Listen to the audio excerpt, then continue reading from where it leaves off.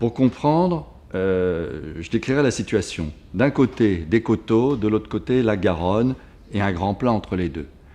Quand on regarde de loin, la Garonne, les coteaux, c'est magnifique. Quand on est en réalité sur le terrain, les coteaux sont loin, la Garonne n'est pas très visible et c'est tout plat.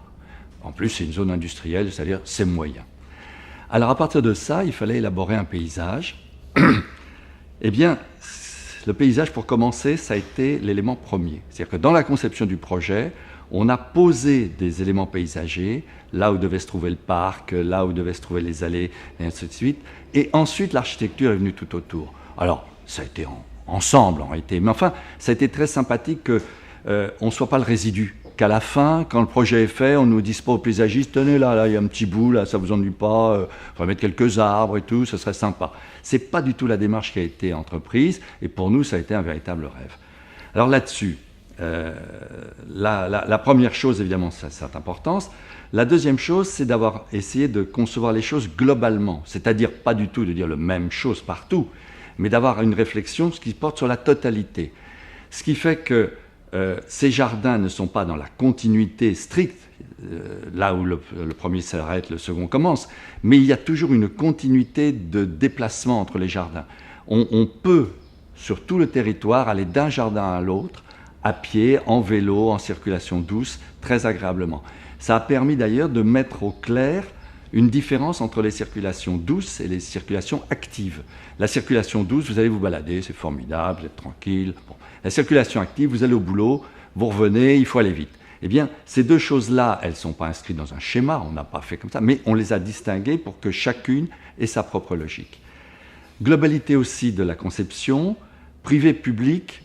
Au début, on a dit c'est pas l'important. L'important, c'est de concevoir les espaces. Ensuite, on verra bien si c'est le privé qui les réalise ou si c'est le public qui les réalise.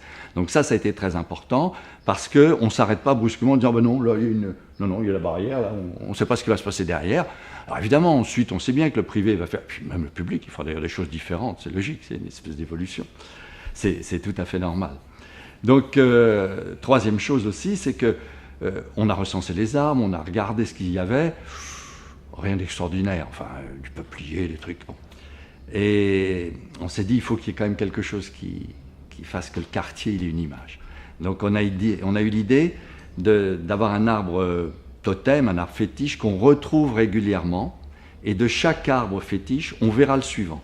Comme ça, c'était comme une trame qui couvre l'ensemble du territoire. Donc ça nous a plu qu'il y ait quand même cette réflexion toujours à la grande échelle.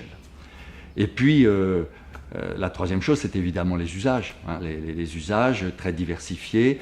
Donc, on a des parcs où les gens ont une liberté, où les choses sont simples, où il faut entretenir facilement, où je dirais même qu'une certaine esthétique je ne dis pas du brouillon, mais de quelque chose qui se passe, qui se râpe, qui s'abîme, mais ben, ça fait partie des choses. Et puis, au contraire, on a des jardins plus sophistiqués, où là, c'est l'ambiance tranquille, on veut que les gens soient paisible, que les gens puissent s'asseoir, lire, admirer, regarder.